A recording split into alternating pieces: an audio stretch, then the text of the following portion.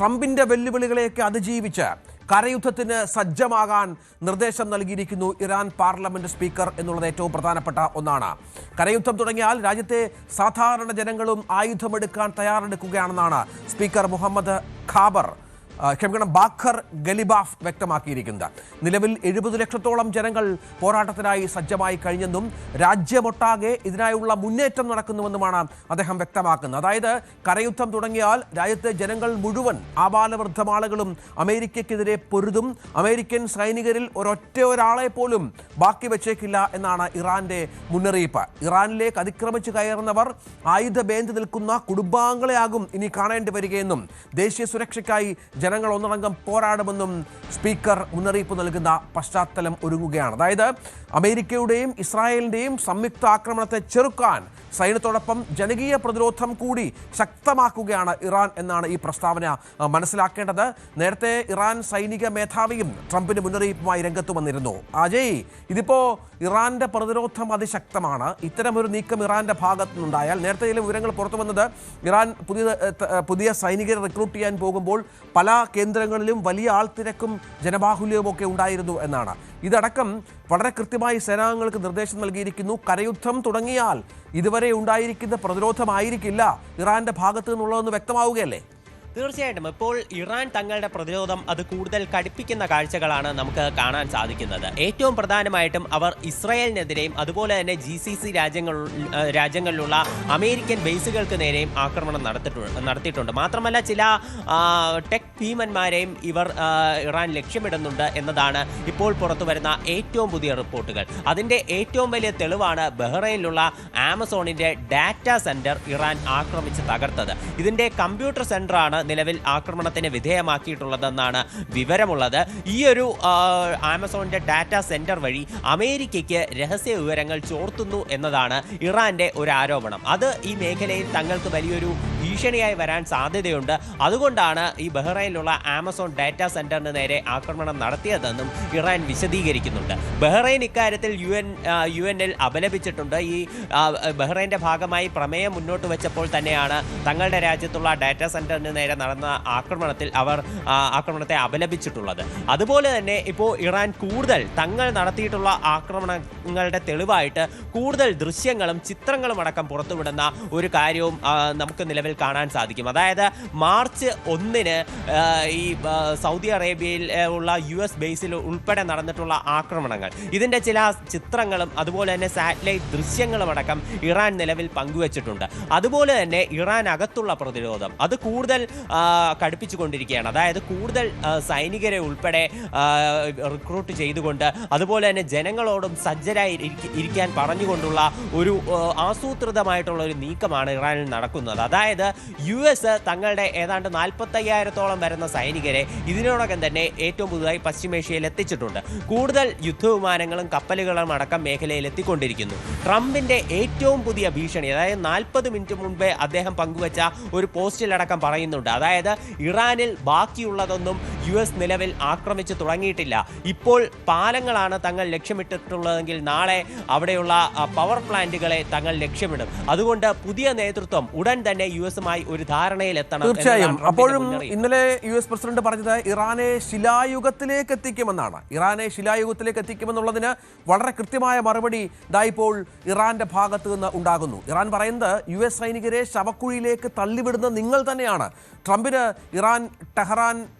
ഇറാന്റെ മറുപടി വരുന്നത് വളരെ പ്രധാനപ്പെട്ട കാര്യമാണ്. കാരണം ട്രംപിന്റെ പ്രസ്താവനയ്ക്ക് വളരെ കൃത്യമായ മറുപടി. ഇറാൻ US-ന്റെയോ ഇസ്രയേലിന്റെയോ ബോംബാക്രമണങ്ങൾക്ക് ഇറാനെ ശിലായുഗത്തിലേക്ക് എത്തിക്കാൻ സാധിക്കില്ല എന്നാണ് ഇറാൻ എംബസി X-ൽ പോസ്റ്റ് ചെയ്ത കുറിപ്പിൽ പറയുന്നത്. ഞങ്ങൾക്ക് 7000 വർഷത്തെ സംസ്കാരമുണ്ട്, പാരമ്പര്യമുണ്ട്, ചരിത്രമുണ്ട്. ആ ചരിത്രത്തിൽ ഞങ്ങളെ നന്നായി അറിയാം. അതിൽ വ്യക്തമായിട്ടുള്ള എന്തെന്നാൽ ശിലായുഗം മുതൽ ആധുനിക കാലം വരെ കുഞ്ഞുങ്ങളെ കൊന്നൊടുക്കുകയും മാനവരാശിക്കെതിരായ കുറ്റങ്ങൾ ചെയ്തു കൂട്ടിയതും നിങ്ങളാണ് എന്നാണ് ഇറാൻ എംബസി പറഞ്ഞു വെക്കുന്നത്. US സൈനികരെ അവർ തന്നെ കല്ലറകളിലേക്ക് അയക്കുകയാണ് എന്നും ഇറാന്റെ സൈന്യമായ റവല്യൂഷണറി ഗാർഡ് കോർപ്സിന്റെ കമാൻഡർ സയ്യിദ് മജീദ് മുസാവി പറയുന്നത് പ്രധാനപ്പെട്ട ഒന്നാണ്. കാരണം നിങ്ങൾക്ക് വളരെ കുറച്ച് ചരിത്രവും കാലവും ഒക്കെയാണ് ബാക്കിയുള്ളത്. 250 വർഷം മാത്രമാണ് നിങ്ങളുടെ ചരിത്രത്തിന് പഴക്കമുള്ളത്. പക്ഷെ ഞങ്ങൾ അങ്ങനെയല്ല.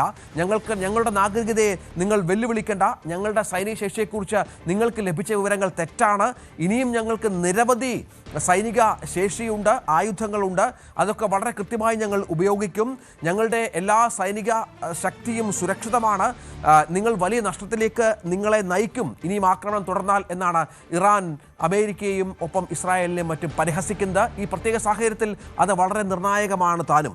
അതേസമയം മറ്റൊരു വാർത്ത പുറത്തു വരുന്നത് US ആക്രമണത്തിൽ ടെഹ്റാനിൽ നിർമ്മാണത്തിലിരുന്ന പാലം തകർന്നു എന്നുള്ള വിവരം അത് ഇറാൻ സൈന്യം സമ്മതിക്കുന്നുണ്ട്. ഈ ദൃശ്യങ്ങളടക്കം നേരത്തെ ട്രംപ് ട്രൂത്ത് സോഷ്യലിൽ പങ്കുവെക്കുകയും മറ്റും ചെയ്തിരുന്നു.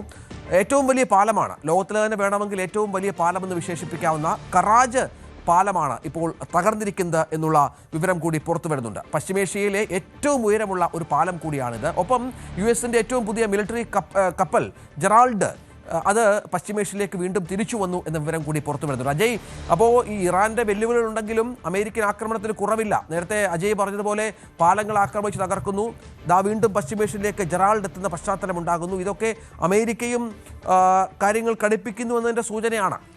ഇറാനെ ഒരു സമ്മർദ്ദത്തിലേക്ക് നീക്കിയിട്ടുകൊണ്ട് തങ്ങളുടെ ലക്ഷ്യങ്ങൾ ഫലപ്രാപ്തിയിൽ എത്തിക്കുക, ഇതാണ് നിലവിൽ ട്രംപ് സ്വീകരിച്ചിരിക്കുന്ന ഒരു നീക്കമെന്ന് നമുക്ക് കാണാൻ സാധിക്കും. അതായത് ട്രംപിന്റെ കഴിഞ്ഞ ദിവസത്തെ ഒരു പോസ്റ്റ്, അതായത് ഇന്നലെ ഏതാണ്ട് ഇന്ത്യൻ സമയം അർദ്ധരാത്രിയോടെ വന്ന പോസ്റ്റിലാണ് നിലവിൽ നമ്മുടെ സ്ക്രീനിൽ കണ്ടുകൊണ്ടിരിക്കുന്ന ഈ ദൃശ്യങ്ങൾ ട്രംപ് ഷെയർ ചെയ്തത്. അതായത് ഇറാനിനുള്ളിലെ ഏറ്റവും വലിയ പാലം തങ്ങൾ ആക്രമിച്ചു എന്ന് പറഞ്ഞുകൊണ്ടാണ് ട്രംപ് ഈ വീഡിയോ പങ്കുവച്ചിരിക്കുന്നത്. രഞ്ജിത്ത് സൂചിപ്പിച്ചതുപോലെ തന്നെ കരാജിലുള്ള ബിൽഗാൻ എന്ന് പറയുന്ന പാലമാണ് തകർന്നിട്ടുള്ളത്. B1 എന്നാണ് ഇതിന്റെ ചുരുക്കപ്പേര്. ഇത് ഇറാനിലുള്ള തന്നെ ഏറ്റവും വലിയ പാലങ്ങളിലൊന്നാണ്. ഇത് ആക്രമിച്ച് തകർത്തതിൽ മൊത്തം 8 പേരാണ് കൊല്ലപ്പെട്ടിട്ടുള്ളത്. ഈ പാലം വഴി യാത്ര ചെയ്തിട്ടുള്ള ആളുകളാണ് കൊല്ലപ്പെട്ടതെന്നാണ് വിവരം. അതുമാത്രമല്ല, ഈ പാലത്തിൽ 2 ഘട്ടത്തിൽ ആക്രമണം നടന്നിട്ടുണ്ട്. ആദ്യഘട്ട ആക്രമണത്തിൽ കുറച്ചുപേർ കൊല്ലപ്പെടുകയും അതുപോലെ നിരവധി പേർക്ക് പരിക്കേൽക്കുകയും ചെയ്തു. മേഖലയിൽ തുടർന്ന് രക്ഷാപ്രവർത്തനത്തിനായി ഒരു ഇറാൻ സംഘം എത്തിയിരുന്നു. അപ്പോഴാണ് രണ്ടാമത്തെ ആക്രമണം ഈ പാലത്തിന് നേരെ നടക്കുന്നത്. അങ്ങനെ ഇവിടെ പരിക്കേറ്റവരുടെ എണ്ണം അത് കൂടുകയും ചെയ്തിട്ടുണ്ട്. ഏതാണ്ട് 95 പേർക്ക് പരിക്കേറ്റതായിട്ടാണ് നിലവിൽ വിവരമുള്ളത്. അതിന് പിന്നാലെയാണ് ട്രംപ് ഇപ്പോൾ ഏറ്റവും പുതിയ പോസ്റ്റ് ഇട്ടിട്ടുള്ളത്. തങ്ങൾ പാലങ്ങൾ മാത്രമല്ല, ഉടൻ ഒരു ധാരണയിൽ എത്തിയില്ലെങ്കിൽ ഇറാനുള്ളിലെ പവർ പ്ലാന്റുകളെയും ആക്രമണ വിധേയമാക്കും എന്നാണ് ട്രംപ് പറയുന്നത്. അദ്ദേഹം ഇന്നലെ നേരിട്ട് മാധ്യമങ്ങളെ കണ്ട് ഒരു വെടിനിർത്തൽ പ്രഖ്യാപിച്ചില്ല എന്ന് മാത്രമല്ല, US-ന്റെ കൂടുതൽ ആവശ്യങ്ങൾ, അതായത് നേരത്തെ മുന്നോട്ട് വെച്ച 15 ആവശ്യങ്ങളിൽ മിക്കതും ഇറാൻ തള്ളിക്കളഞ്ഞിരുന്നു. അതുകൊണ്ട് തന്നെ US-ന്റെ ആവശ്യങ്ങൾക്ക് മുൻതൂക്കമുള്ള ഒരു ധാരണ അത് തന്നെയാണ് നിലവിൽ ട്രംപിന്റെ ലക്ഷ്യമെന്നും നമുക്ക് കാണാൻ സാധിക്കുന്നുണ്ട്. തീർച്ചയായും അജയ് തുടരണം. ഇപ്പോൾ മറ്റൊരു വളരെ പ്രധാനപ്പെട്ട വാർത്ത, നമ്മൾ ആദ്യം മുതൽ പറയുന്നത് പോലെ തന്നെ ഈ ആക്രമണത്തിന്റെ പ്രത്യാക്രമണം ഇറാന്റെ ഭാഗത്തുനിന്ന് കൂടുതലായും ഉണ്ടാകുന്നത് ദുബായ് പോലെയുള്ള GCC രാജ്യങ്ങളിലെ. കൂടുതൽ വാർത്തകൾക്ക് News 18 Keralam YouTube channel subscribe ചെയ്യുക.